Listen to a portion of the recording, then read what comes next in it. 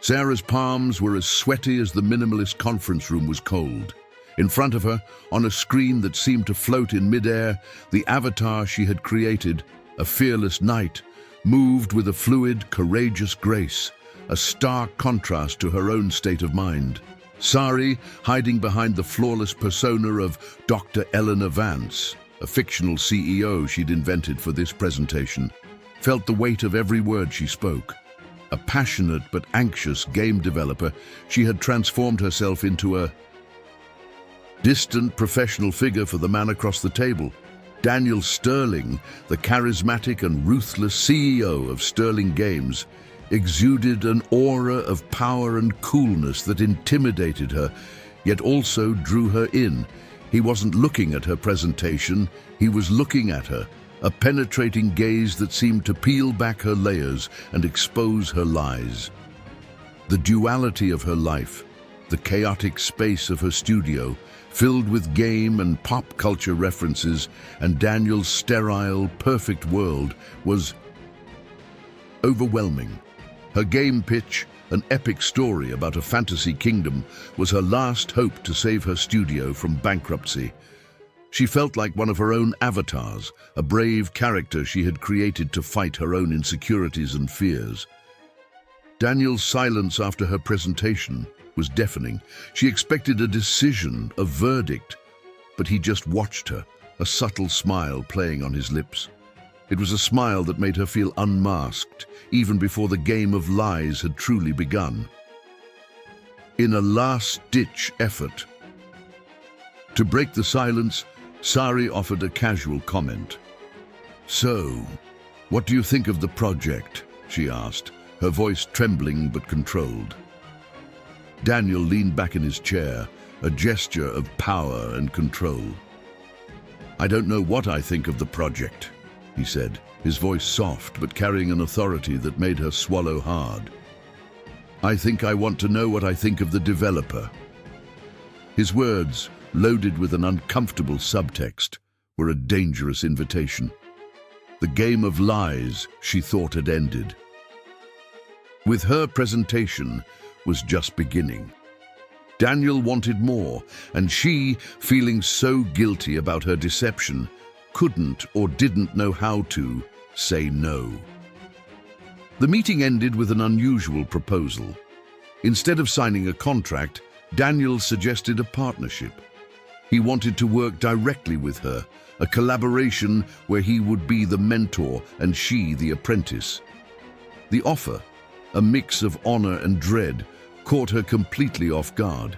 She, who had hidden behind her fake persona, would now be forced to spend hours with the man who fascinated and intimidated her. She couldn't refuse. The future of her studio, her dream, was in his hands. From that moment on, her double life was no longer a choice. It was a necessity. The game of lies she had created to impress Daniel became a prison. She, who felt so free in her studio, now felt like one of her avatars, trapped in a dungeon of her own making. Her insecurity, the same one that led her to create a false persona, was now dominating her.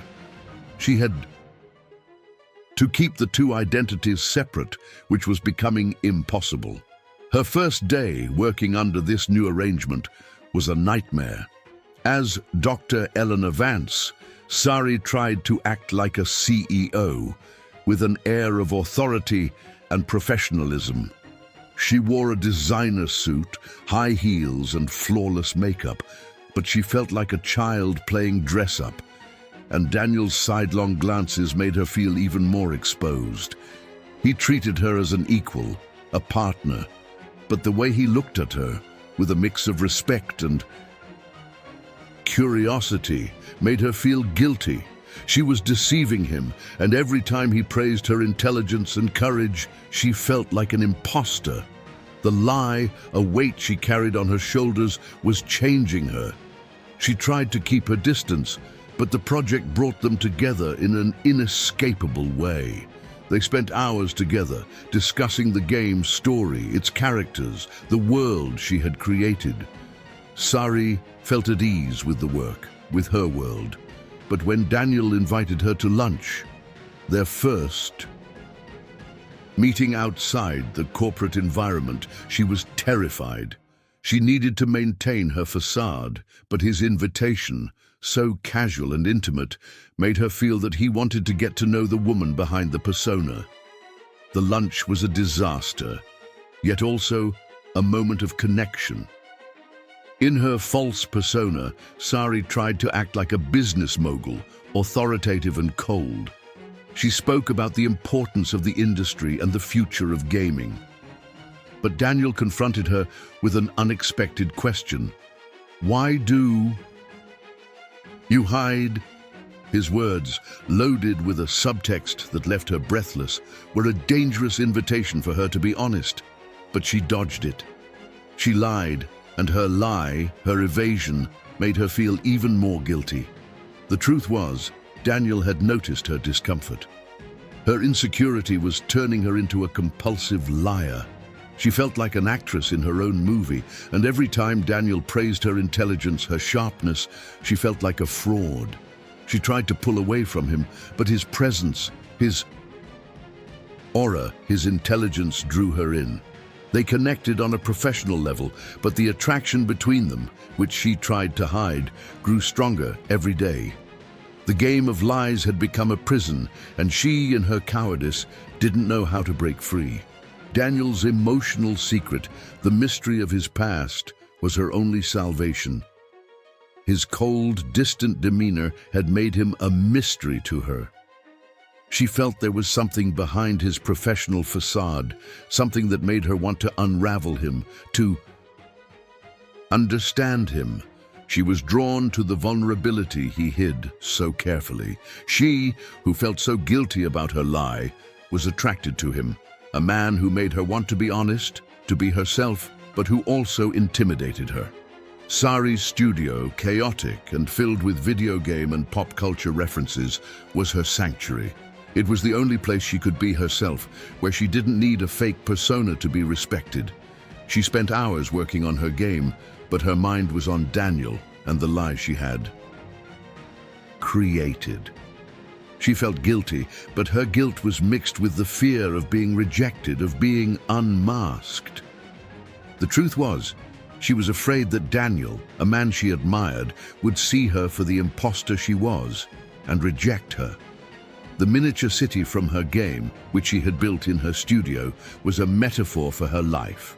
The city, a place of labyrinthine streets and dead ends, was a representation of her mind, her insecurities, her lies. She felt like a citizen in her own city, lost in her own thoughts. She needed a way out, a light, but the only light she saw was Daniel's, a light that drew her in, but blinded her. She needed a hero to save her, but the truth was, she was the only one who could save herself. Weeks turned into months of a delicate dance between Sari and Daniel. In the sterile environment of Sterling Games' headquarters, they were an impeccable duo, united by their passion for the project and a mutual professional admiration. Daniel saw in Dr. Eleanor Vance a visionary, a woman who combined the genius of an artist with the coolness of a strategist, and this duality fascinated him. He praised her work with an enthusiasm she had never witnessed, and his admiration was so genuine that it made her feel guilty, yet also motivated her. She felt at ease with him, but her lie, a burden she carried on her shoulders, made her feel like an impostor who was falling in love with her client. The attraction between them, which she tried to hide, grew stronger every day. Daniel, in turn, was intrigued.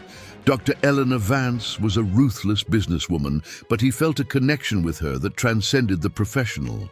In moments of relaxed conversation, in the middle of discussions about the game's plot, he saw glimpses of the real Sarah, a shy and passionate woman hiding behind that facade.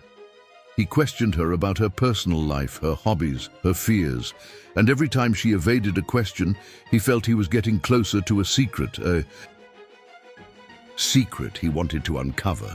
His intuition, the only weakness he allowed himself to have, told him that something wasn't right about the mysterious CEO who had captivated him. The partnership deepened. In a gesture of trust, Daniel invited her to his home, a place as minimalist as his office, but with an aura of loneliness that saddened him. He, the workaholic who prioritized efficiency, showed her his vulnerable side, the side he hid behind his professional facade. They spent the entire night talking about life, love, and the dreams they shared. Daniel made her feel safe, but her sense of safety was mixed with the guilt of deceiving him. She, who felt so guilty about her lie, was drawn to him, a man who made her want to be honest, to be herself. The game of lies had become a prison, and she, in her cowardice, didn't know how to break free. The revelation was an earthquake. A viral video unmasked Sari as an impostor, posted by a corporate rival, hit her like a lightning bolt. Daniel, in his minimalist conference room, watched the video with a shock that turned into cold fury. His intuition, his only weakness, was right. The woman he admired and respected was a liar. He felt betrayed, humiliated, and his past trauma, the betrayal of a former business partner, resurfaced with overwhelming force.